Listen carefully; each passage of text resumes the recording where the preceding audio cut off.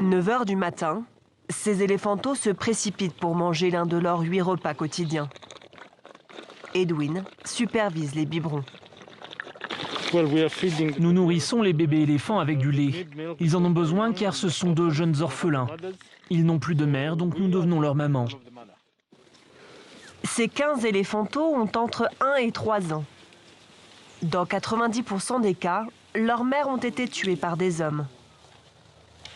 Edwin a passé la majeure partie de sa vie à s'occuper des bébés. Il y a longtemps, je venais en tant que visiteur car j'adorais voir les éléphants. Et puis j'ai commencé à travailler ici. Cela fait maintenant 21 ans. En 30 ans, la population d'éléphants est passée de 16 000 à près de 35 000 individus. Un succès en partie dû à la lutte contre le braconnage qui peut être puni par une peine de prison à vie. La plupart d'entre eux étaient tués par des braconniers qui voulaient vendre leur ivoire. Mais le braconnage est en train de diminuer. Un succès en partie dû à l'éducation.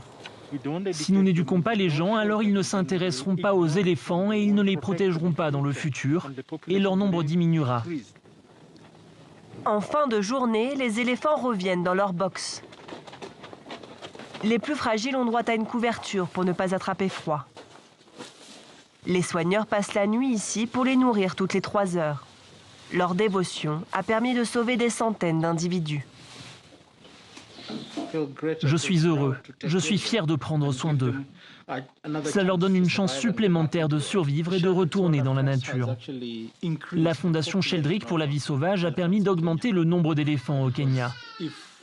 Si cette organisation n'existait pas, tous les orphelins dont nous avons pris soin seraient morts.